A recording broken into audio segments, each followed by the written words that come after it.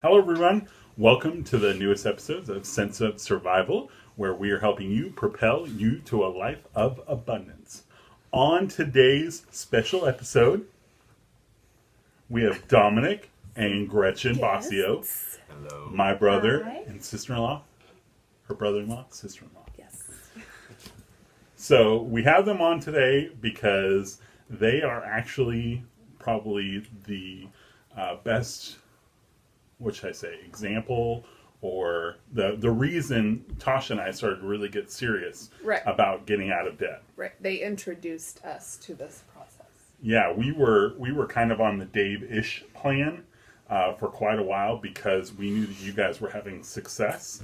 And so we were kind of doing the Dave process until we realized that we weren't doing it well at all. And so then we got better at it. But we'll talk about that more in a later video. So today we wanted to have them on because we are up in Washington visiting them at their beautiful home in Everett, Stanwood, Washington.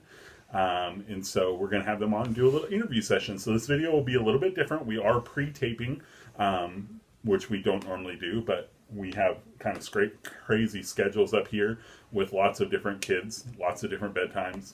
So it was just easier to tape it when everybody's in bed. So we're going to go ahead and do that today. So the first thing on the first segment, We are doing it. right, Yeah. right. And all the kids are We're sleeping in the now. middle of They it. are sleeping, and we are filming the video right now. There we All go.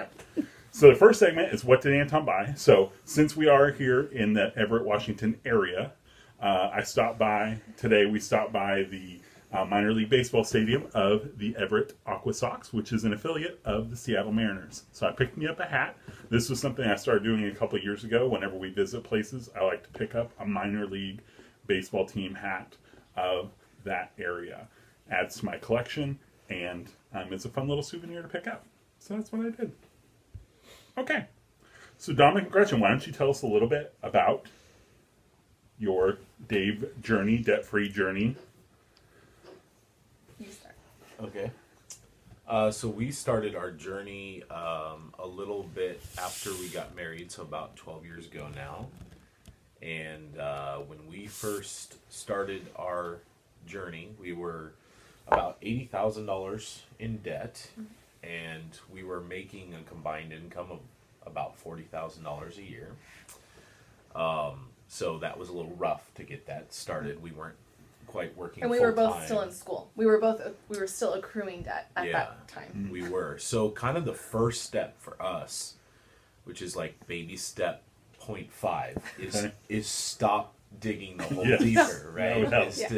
Is to just get to a zero basis. And baby step 1, that $1,000. So like we can relate really well to people who struggle with that, because initially we did. Because we had the $1,000, we just didn't have it set aside for emergencies. So it was kind of hard for us to do that. But we worked diligently, and gosh, how long did it take us? 4 years? We should know better. Well, okay, we did our first budget. We didn't even do it on the computer. We have a handwritten one. We still Yeah, have it. we still It have was it. October 2007 Okay. was our very first budget. We made our final debt payment in Easter. April on Easter of 2011. 2011. So 3.5 3.5 years. years. 3.5 years. Yeah. So it took us 3.5 years to pay off $80,000. Yeah. worth of debt. And we cash flowed a lot during that time too. Sure. Like we cash flowed the end of his degree. We had a baby that cost us a couple $1,000s. Yeah. We Gretchen had took some off. moves in Yeah. there. I had a chunk of work where I was home that we dropped from 2 income to 1. So we had a lot of life happen That's in awesome. between too, which is the normal experience to Sure. have life happen. Like it's not always going to be, oh, we're paying tons and tons towards our debt every month. Sometimes you have to stop and just say, okay, we're not going to go further into debt because we're going to deal with the surprise Right. that's happening. Yeah. So going back just a little bit, what made you realize that you needed to make the effort to become debt free? What was that? What was the catalyst for that change?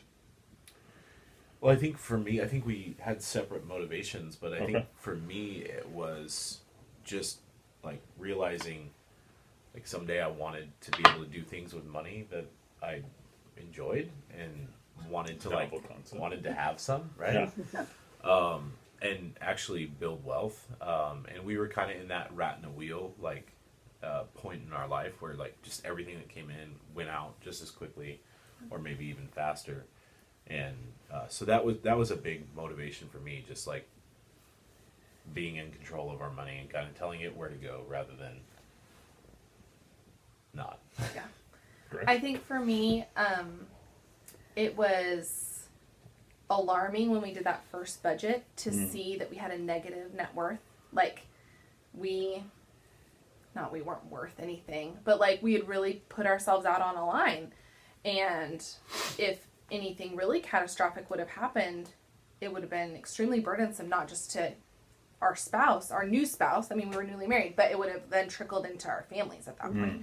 So I think part of it was almost like an insurance policy. Like, we need to get our home in order, so that we can, I think long term, even we talked about like moving on to that component of like generosity. Like, we need to get our home in order so that we can care for ourselves and have kind of all those boxes checked. But because there are a lot of things that we want to do that require money down the road.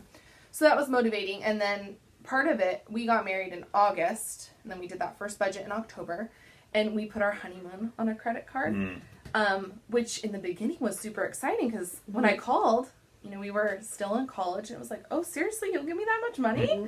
Awesome. And then I was like, hey, we don't have to just drive somewhere for a couple nights. Like, let's book a cruise. And we did, and it was great when we were there. And then we got home, and, you know, it took us months to pay for fun that we'd already had. Like, Sure. It really, we haven't been on a cruise since. It kind of dampened the whole thing. Yeah. We've been on other vacations that we've cash flowed, and it's so much better to come home and have the paid for memories. We also So- had the credit card honeymoon. Yes, Yeah. So Yeah. we very much understand. Yeah.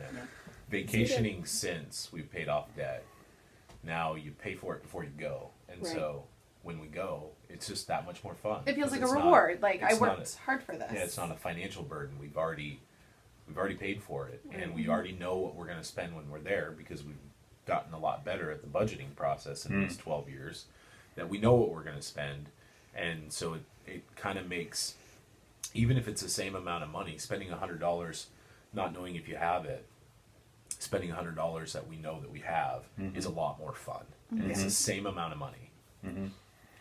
Yeah, and look for another video coming up soon about just that, because we've been on vacation this week, and we've done a fair amount of shopping, a fair amount of eating out, and spending. And even still, I still sometimes find myself going, we're spending too much money.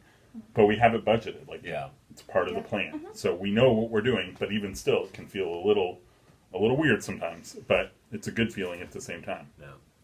So what was your biggest tip that you would say you learned on your debt-free journey? Maybe something that you experienced and you're like, okay, I'm not going to do that again, or like what was something that you learned, or a tip that you would pass on? Something then, like when we were paying off Sure. debt. Sure.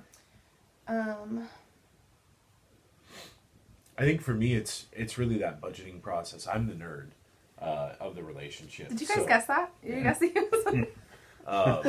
So, I mean, for me, it's just like having the plan and sticking to it, but being able to, like, at the end of the month, kind of see the progress that we made. Our debt was this much, and we paid it down this much, and this is how much we had left. And for her, it was building in, that portion of it for me was building in some rewards for her, which was great. Cause He incentivized the debt journey for me. Yeah, so like when we paid Not a off, bad idea. when we paid off half of our debt, you know, we had a celebration. No, We- you gave me something every time we paid off a new. Yeah, certainly at the beginning. I mean, I Yeah. think we had a credit card that had like $700 on it. Well, we were able to pay that off. And, you know, it took us a couple months in the beginning, but towards the end there, you know, our snowball alone, I think, was like $1,200, $1,500 a month. Sure. So it was a good sized snowball. But certainly in the beginning, we had really quick intervals. Like, hey, we're gonna go out and we're gonna buy It was dessert. like Yeah. we'd go out to dinner and like, oh, we can get drinks. Yeah. Or you know, like you can get a soda, I'll order dessert, rather Right. than our strict like, let's share a burger at happy hour Right. With water. with water. Right. Yeah. Right. I think Sugar water. Yeah. It's the And just to money. clarify real fast, I think we've covered this before, but when he says nerd, he's not saying that it's a bad thing. That just means he's more of the one that wants to keep the numbers, Right. that's in charge of paying all the bills, in charge of making sure that they're on track. Whereas Gretchen's a little more of the free spirit, which means she kind of likes the more fun stuff that comes along with the budgeting process. Anyways, I think for me, like with that whole like nerd free spirit thing, I was very surprised how relational budgeting turned out to be for us. okay, It was, I mean, because very much it's like the numbers. You're crunching numbers. Where's the money going to go? And it's supposedly very logical and cut and dry. But for us, I feel like it turned out to be a huge like bonding experience, especially early in our marriage, because we had this united goal that we were working towards.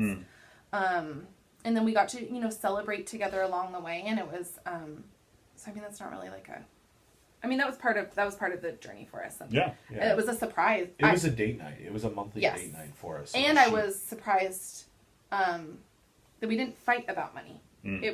Because we were really approaching it as a team.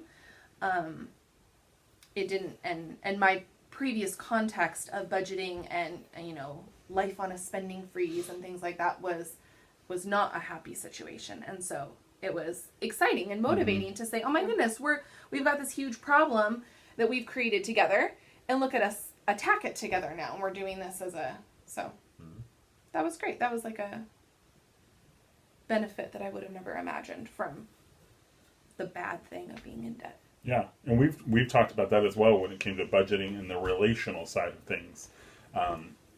We had a bumpy road to start off with the whole budgeting idea, talking about money, because that's where all of our fights and disagreements and tension in our marriage always came up early on, was around money. It always ended up being about money. And so it was because of the difference in personality that we had when it came to handling money. We didn't have the terms nerd and free spirit when we were first dating and married with money and talking about that. So we didn't have the understanding of each other's personality, like you were saying. Yeah. So that relational piece was missing for us because money was just confrontational. Because the way she thought about and talked about money was completely different than the way I thought about and talked about money. I don't know if that's a familial trait with me and Dominic. I'm not necessarily the nerd, but we're definitely both savers. We can probably blame our mom for that. But, so that was kind of the thing that I always tended to, is if we had any money left over, it was like, put it in savings or put it toward debt or whatever. And we didn't have the communication style. We didn't have the common language yet to communicate until we went through FPU and really sat through that lesson. Because you've talked about that lesson being the galvanizing lesson for Right. you. No, I think that changed how we related.